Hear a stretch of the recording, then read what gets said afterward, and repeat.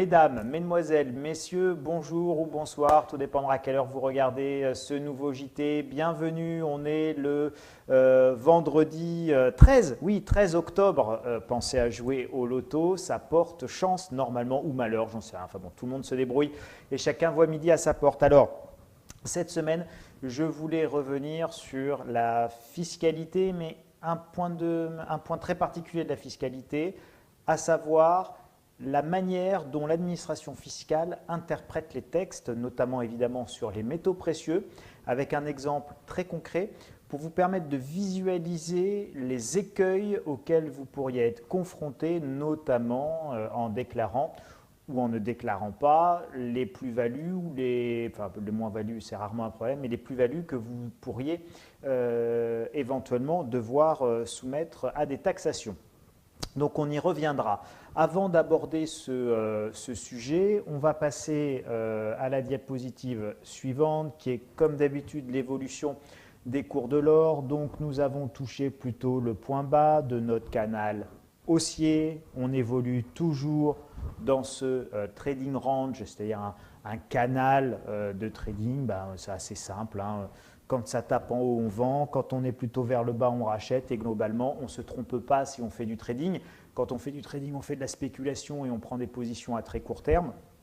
On n'est évidemment pas du tout dans le processus assurantiel d'acquisition d'or physique. Faire du trading avec de l'or physique que l'on va stocker, ça n'a pas trop de sens dans la mesure où les coûts de transaction et de stockage sont élevés. Et donc forcément, vous ne les amortirez pas. Donc ça, vous prenez des ETF, vous prenez ce qu'on appelle de l'or papier. Mais l'or papier, ça reste de l'or papier. Ça reproduit le cours de l'once d'or, mais ça n'est pas de l'or physique qui vous protège. N'oubliez pas que pour une once d'or papier, en fait, il y en a pour une once d'or physique, excusez-moi, il y a au moins 95 à 96 onces d'or papier. Donc vous voyez bien que si jamais on voulait convertir le papier, tout le papier or en or physique, eh bien le compte n'y serait pas. Donc ça c'était juste pour vous montrer les cours. On a tapé le canal baissier, on est reparti à la hausse.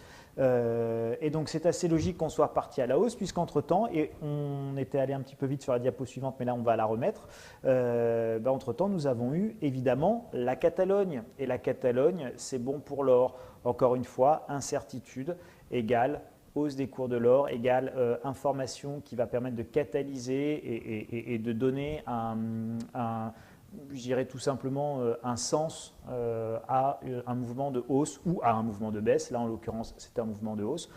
Cet article de Daily FX qui d'ailleurs dit très très bien les choses là-dedans, hein. Cours de l'or, le dollar et la Catalogne pourraient profiter alors dans l'attente du FOMC et de l'IPC. Donc le FOMC et l'IPC, plein de sigles barbares pour dire, en gros pour simplifier, c'est quoi? C'est ce qui est bon pour l'or, c'est la baisse du dollar et évidemment les inquiétudes qu'il y a sur la Catalogne, puisque tout ça, ça met des incertitudes.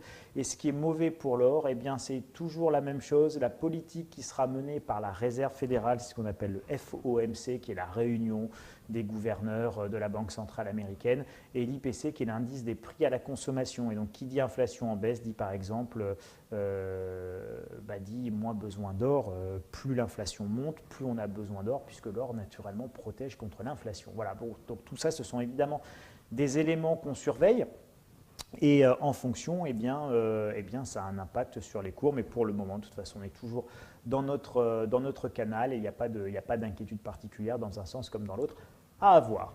On va donc aborder maintenant notre sujet central et je vous reproduis ici un courrier de la Direction générale des impôts et donc de la Direction de la législation fiscale. Donc en gros, c'est à eux que vous posez les questions très techniques sur des points de fiscalité très particuliers. Et en l'occurrence, vous avez ici un courrier d'un contribuable qui dit « Écoutez, moi, je voudrais acheter de l'argent physique. » Et sur l'argent physique, en ce qui concerne les pièces ayant cours légal, il n'y a pas de TVA. Je comprends bien qu'il y ait de la TVA sur les lingots, les textes sont clairs. En revanche, les textes sont également très clairs. Quand nous avons affaire à une pièce d'argent métal ayant cours légal, eh bien, elle est utilisée, elle a cours légal, donc il n'y a pas de TVA. Les choses semblent donc extrêmement claires dans les textes. une pièce qui a cours légal n'a pas de TVA qui pèse sur son prix d'achat. Donc c'est exactement d'ailleurs ce que va dire les impôts. Donc là, les impôts disent, bon, bah, ok, on a bien compris votre question qui a trait à la TVA, on va passer à la diapositive suivante. Vous appelez l'attention sur les règles applicables en matière de TVA. Les pièces concernées, donc pour les pièces qui ont cours légal, les pièces concernées sont la pièce de 1 dollar américaine Silver Eagle, la pièce de 5 dollars canadiens qu'on connaît sous le nom de Maple Leaf, la pièce autrichienne de 1,50 €, la Philharmonique, et la pièce andorrane de 1 dinar. Bon, ça, on ne reviendra pas dessus, elle est marginale. C'est vrai que les gens connaissent beaucoup les Maple Leaf, les American Eagle et évidemment les Philharmoniques. Ce sont parmi les pièces d'argent neuves les plus traitées sur le marché international.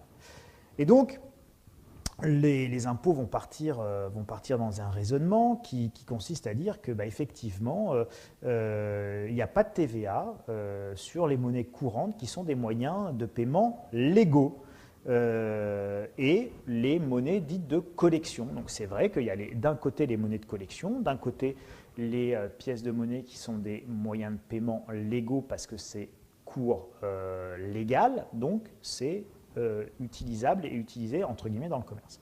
Donc les choses peuvent paraître très claires et les impôts, bon, disent un petit blabla en faisant pause à l'arrêt sur image, vous pourrez lire, mais on va passer à la diapositive suivante. Et vous allez voir qu'en fait, la réponse de l'administration fiscale, c'est de dire que les pièces en argent fin dont le contribuable envisage l'achat, soit n'ont pas cours légal, bon ça c'était le cas de la pièce andorrane, on la met de côté, soit elles ont bien cours légal, soit ont cours légal, mais, et ça c'est absolument divin en termes d'interprétation de texte, mais ne sont pas normalement utilisées comme des moyens de paiement légaux en raison notamment de leur valeur actuelle supérieure à leur valeur faciale.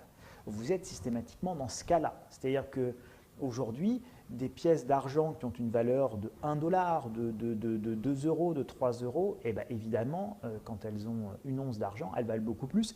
Et s'il y a une appréciation du métal blanc, c'est-à-dire de l'argent métal, et bien évidemment, elles vont valoir encore plus, donc elles auront encore moins de rapport entre leur cours légal et la réalité de leur valeur, si vous voulez. Et donc les impôts, et pour l'administration fiscale, du coup, c'est sans ambiguïté. À partir du moment où leur valeur faciale est très éloignée de leur valeur réelle, le cours facial qui donne la légalité à la valeur, une pièce de 5 francs qui vaut 5 francs, mais qui manque de bol comme elle est en argent, elle vaut 8 €, eh bien évidemment, elle n'est plus considérée comme une pièce ayant cours légal, mais les impôts la rentrent du coup tout simplement dans une pièce de collection. Et à partir du moment où c'est une pièce de collection, eh bien vous savez quoi, les impôts vous mettent une TVA et donc vous allez payer votre pièce 20% plus cher. Voilà la réalité, à travers un exemple très concret, de l'interprétation des textes par l'administration fiscale. C'est très important que vous ayez ça en tête. Alors après, il va y avoir plein d'autres questions qui vont surgir. Par exemple, j'ai ici, mais j'aurais pu vous le faire avec, une pièce, une panda chinoise de 500 yuan. Une panda chinoise de 500 yuan en or, eh bien évidemment, elle a une valeur d'une once d'or plus sa prime. Donc c'est une pièce qui vaut 1300, 1400 €. Ça n'a rien à voir 1300, 1400 € avec évidemment 500 yuan. Ça vaut beaucoup moins en yuan, donc on pourrait avoir le même type de raisonnement fait par les impôts sur la différence entre le cours légal et le pas cours légal. Vous avez ici une autre pièce qui est le Krugerrand, pareil, une pièce d'une once, le Krugerrand sud-africain. Le Krugerrand sud-africain, il y a une particularité, c'est que si vous regardez bien, c'est une pièce qui a cours légal, le Krugerrand sud-africain, d'accord? Officiellement, le Krugerrand sud-africain a cours légal. Le problème, c'est que si vous regardez bien l'avers et le revers, vous allez vous rendre compte qu'il n'y a aucun montant qui apparaît. Le Krugerrand est la seule pièce à cours légal sans valeur faciale. C'est assez intéressant. Comment les impôts vont se prononcer sur le Krugerrand qui a cours légal, mais qui est la seule pièce ayant cours légal sans valeur faciale? On peut multiplier donc les exemples à l'infini.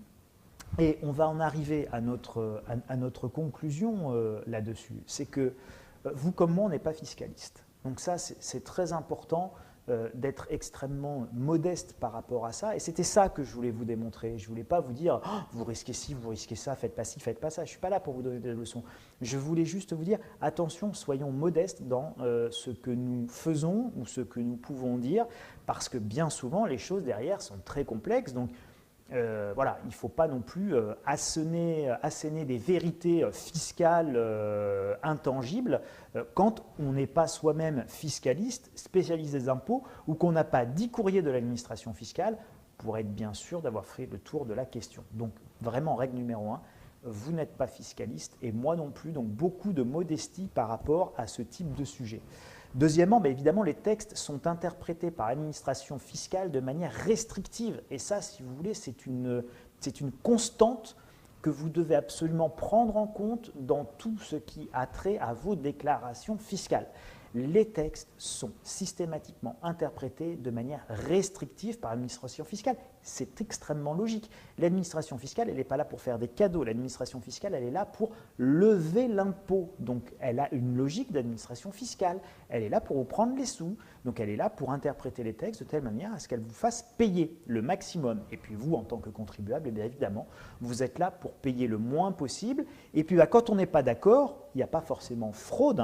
Quand on n'est pas d'accord, on a des moyens de dialoguer avec l'administration fiscale, il y a des experts, c'est à ça que servent les fiscalistes, et puis quand on n'est toujours pas d'accord, eh bien évidemment on se retrouve devant le tribunal administratif, non pas parce qu'on est dans une situation de fraude ou de malhonnêteté, mais tout simplement parce qu'on n'est pas d'accord sur l'interprétation d'un texte, et donc on va faire arbitrer les choses par le tribunal administratif. Il faut beaucoup d'argent, beaucoup de temps, et il faut être un très gros contribuable pour pouvoir se permettre d'aller lutter, évidemment, contre les fins lignées de Bercy, qui, eux, ont des moyens quasiment illimités pour faire face aux contribuables qui les emmènent au tribunal administratif. Donc, là aussi, prenez vraiment bien en compte que les textes sont interprétés de manière restrictive, et donc qui dit restrictive dit évidemment en notre défaveur en tant que contribuable. Troisième élément sur lequel je souhaitais revenir, c'est l'abus de droit. N'oubliez pas, l'abus de droit, c'est l'arme fatale utilisée par les impôts.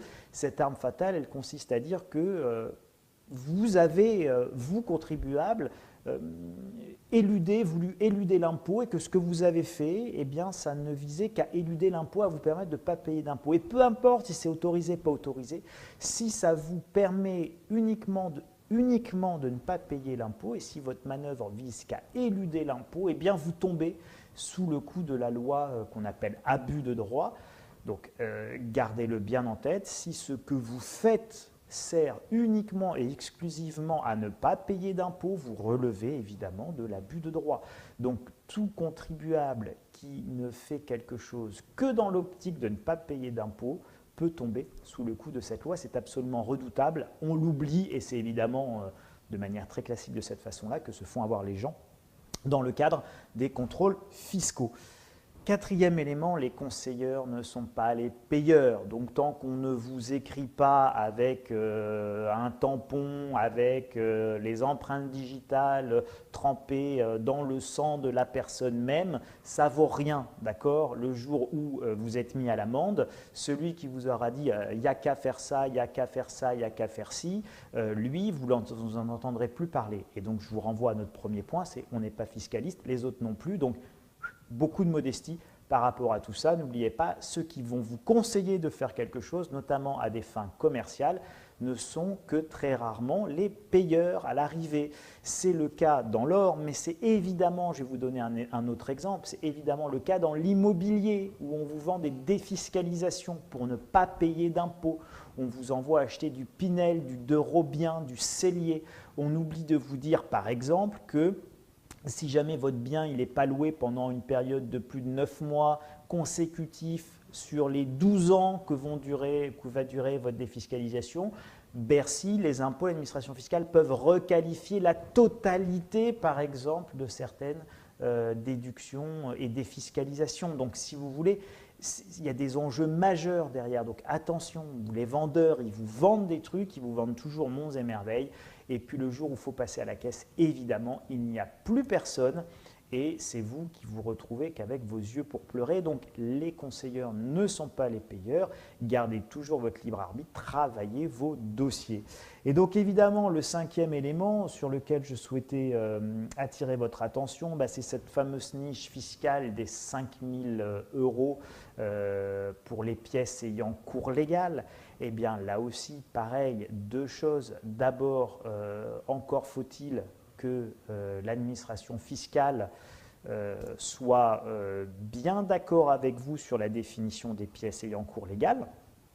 Et on voit que ce n'est pas si évident que ça, qu'on peut vite transformer ou mettre les pièces qui ont effectivement pourtant cours légal dans la catégorie des pièces qui finalement n'ont pas cours légal parce que l'administration fiscale aura trouvé tel ou tel argument pour expliquer que pour elle, cette pièce n'a pas cours légal et donc vous requalifiez l'absence de plus-value sur les montants inférieurs à 5 000 euros. Et puis évidemment, l'abus de droit qui est l'autre écueil, c'est-à-dire que si jamais on revend 10 fois 5 000 euros dans la semaine, qu'on saucissonne et qu'on fractionne sa transaction, je vous dis n'importe quoi, vous avez évidemment 500 000 euros et vous faites 100 ventes le même jour de 5 000 euros en disant non, moi monsieur l'impôt, monsieur le contrôleur des impôts, moi j'ai fait 100 ventes de 5 000 euros la même journée, mais c'était pour autre chose que pas payer d'impôts, hein. C'était juste pour m'amuser à passer 500 ordres en une journée, 100 ordres dans une journée, donc